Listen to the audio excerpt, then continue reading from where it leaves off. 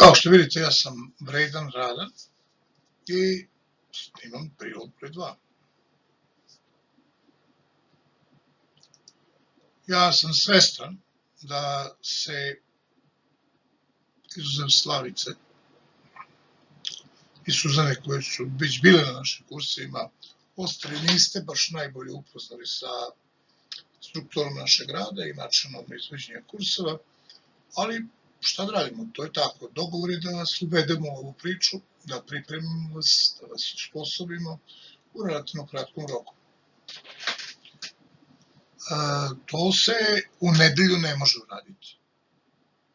Znači, uopšte apsolutno je nemoguće očekivati da ćete vi u nedelju odjednom na volšeban način prihvatiti način izvođenja ERC programa i postati vrhunski ERC instruktor.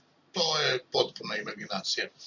No, moj pokušao je da vam objasnim šta su naši kriterijumi za ocenjivanje.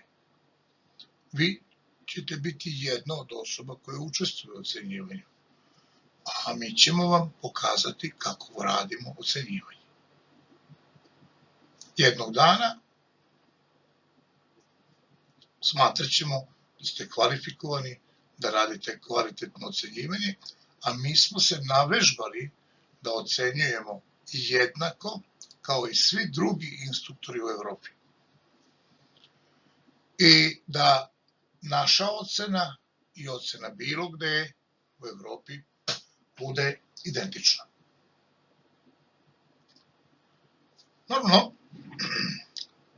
Normalno ja moram malo da se nasmejem. Imam za vas pitanje. Kako se zovu kriterijumi na osnovu kojih se vrši međunarodna komparacija kvaliteta obuke Basic Life Supporta? Znači, ponovit ću. Kao što postoji učten protokol kojim se prate i dokumentuju izveštaji o primjeni mera kardiopulmonarne stacije bilo gde u svetu, i onda se to zove učten template, i osnova je kvalitetnih izveštaja o izvršenim merama kardiopulmonarne stacije. Ja vas moram pitati kao instruktore ili ljude koji imaju nameru da budu instruktori, da li ste se bavili ikada, da li ste čitali, proučavali i pokušavali da shvatite koji su to kriterijumi na osnovu kojih bi jednog dana, ako želite da napravite izveštaj o svom načinu rada, svojim kursevima i kvalitetu svojih kurseva, koristili, koje bi elemente izveštaja vaš izveštaj morao da sadrži i kako se zove taj obrazac. Tako, baš tako se zove.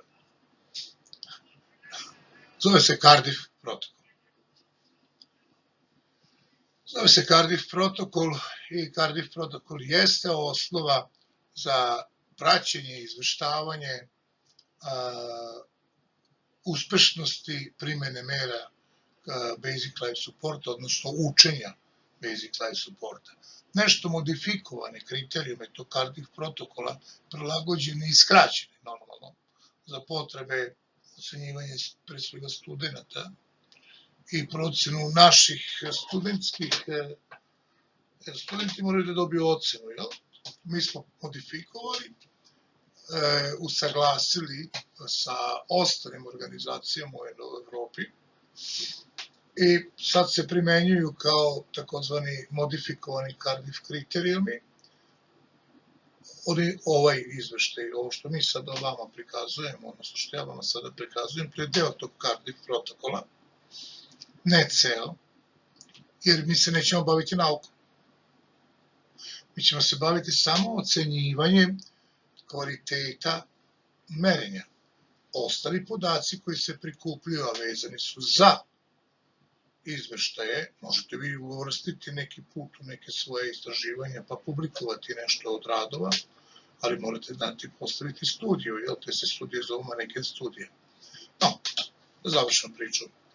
Međunarodno prihvaćeni kriterijumi za procenjivanje mera kardiopulmonarnog, odnosno basic life supporta i uspešnosti učenja veština basic life supporta zovu se Cardiff kriterijumi.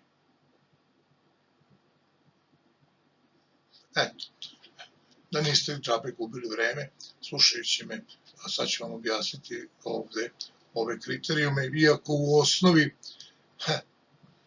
mi ovome posvetimo nekoliko dana rada. Iza ovih kriterijuma treba da stoji matriks. Matriks je matrica za razrešavanje i ocenjivanje. Šta dobija 1, šta dobija 2, šta dobija 3 poena. Kad se daje 0 poena, kad se daje 1, kad se daje 2, kad se daje 3. U Cardiff kriterijumima jasno je navedeno kad se dobija 0, kad 1, kad 2, kad 3. I instruktor to treba da zna. Znači, instruktor bi u osnovi trebao da zna Cardiff kriterijume. I onda dobije listu za ocenjivanje i postupa po Cardiff kriterijuma. Instruktor bi u osnovi trebao da ima Cardiff kriterijume u nekoj svojoj literaturi i da ih u pripremi za neki od kurs procenjuje, ocenjuje, podsjeća se, da zna šta se vrednuje sa koliko poena i šta je kriterijum za 0, za 1, za 2 ili 3 poena. S obzirom da je ti Cardiff kriterijumi imaju tako jedno 60-70 strana, sasvim je iluzorno očekivati da ja vama u nekoliko minuta objasnim sve to, toliko vešt nisam.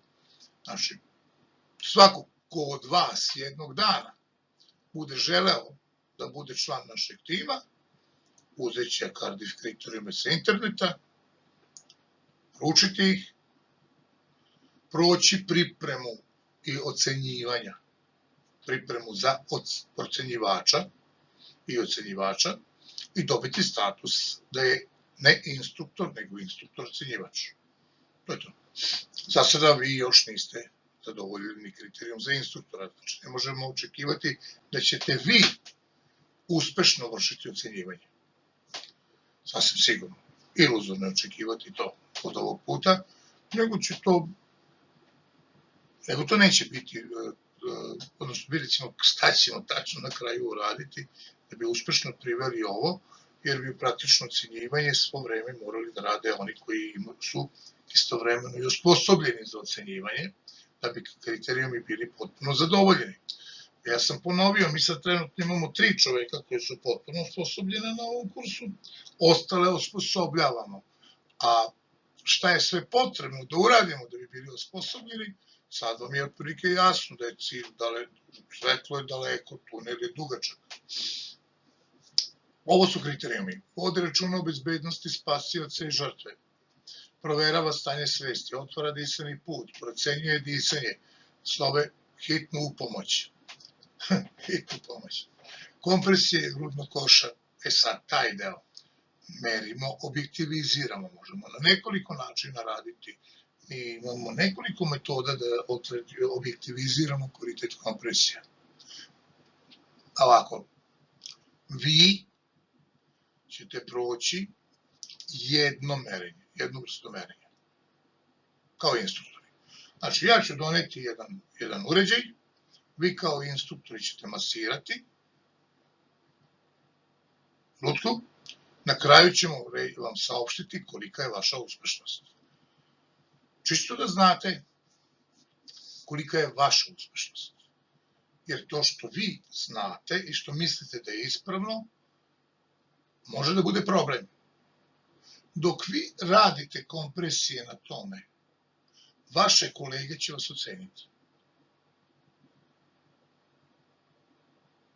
I mi ćemo imati jasnu predstavu kojim kvalitetom ste vi sposobni da procenite.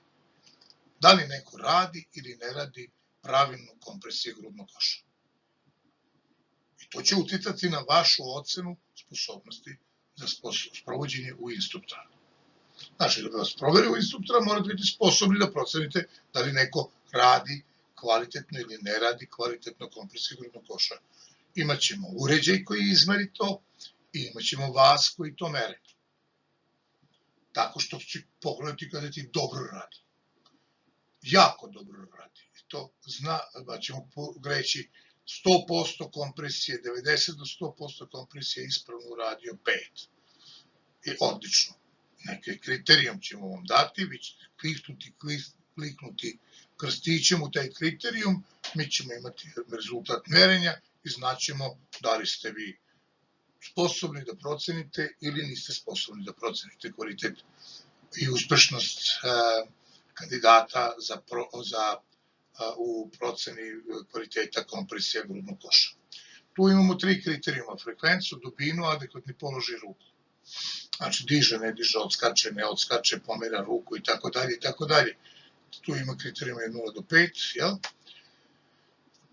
5 puta procenat ostvarenosti. Znači, ako mislite da je neko uradio 100%, dobit će 5 poena, ako mislite da je uradio 50%, dobit će 2 poena, 2,5 ili 3 poena, 40%, 1 poen ispod 40%, ispod 30%, izvinite, je 0 poena, ili 1 ili 0 poena. Tako da ćemo izračunati to, pokazati vam, dati to i to je kriterijum za ocenu polaznika.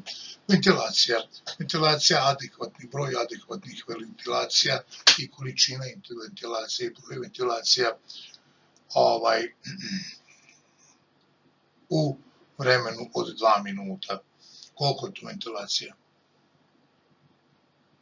Koliko ventilacija bi procenjivali u roku od 2 minuta da su urađeni? Koji je to tačan broj? Koliko tačno ventilacija oni treba da urade? Ako su uradili tačan broj ventilacija sa više od 70% učestalosti, uspešnosti, znači koliko je to uspešnih? Ajde da skratim priču, treba da bude 12 ventilacija. 70% je 7 puta 12 je 8, nešto. Znači 8 ventilacija ukoliko su odgovarajuće ima 5 poena. 40 do 70% je 3 poena, manje od 40% ili manje od 5 ventilacija da su odgovarajuće, onda je dobio polaznik 0 poena. Odgovarajući odnos kompresije i ventilacija, ako je on odgovarajući, to je 30:2, dobija maksimalni broj poena, a ako je to 1 odstup greška, jer dešava se greška jedno, često i ne ume da napravi kompresiju pa ne odbroji i tako dalje, a vi zapazite to, ili uređaj to zapazi, onda dodajete manje poena. U svakom slučaju ovde možete i ovde ćemo koristiti i bit ćete obučeni da koristite Quality CPR aplikaciju sa ovog interneta koja se povezuje sa našim rutkama. I sledeće stvari koje radimo, tu je praćenje, došao je AED, aktivacija AED i radnje sa AED-om. Kriterijumi za ovo su opet deo onoga što sam rekao Cardiff protokola, pa ne bih ponavljao ih sada i posebno objašnjavao. Dakle, ocenjivanje je složen, zahtevan i odgovoran deo posla. Posebno je važan deo kada se radi u okviru nastave na fakultetima ili kada nekom zavisi posao od toga, ili ako vi treba da date papir nekome koji treba stvarno sutra da odradi određene stvari na kvalitetan način, a vi ste mu dali papir, a on veze sa životom nema. Uvek je odgovorna procena. Mi očekujemo da naši instruktori nemaju problem kod toga da saopšte ljudima da nešto ne znaju. Kao što ja nemam problem da to saopštim.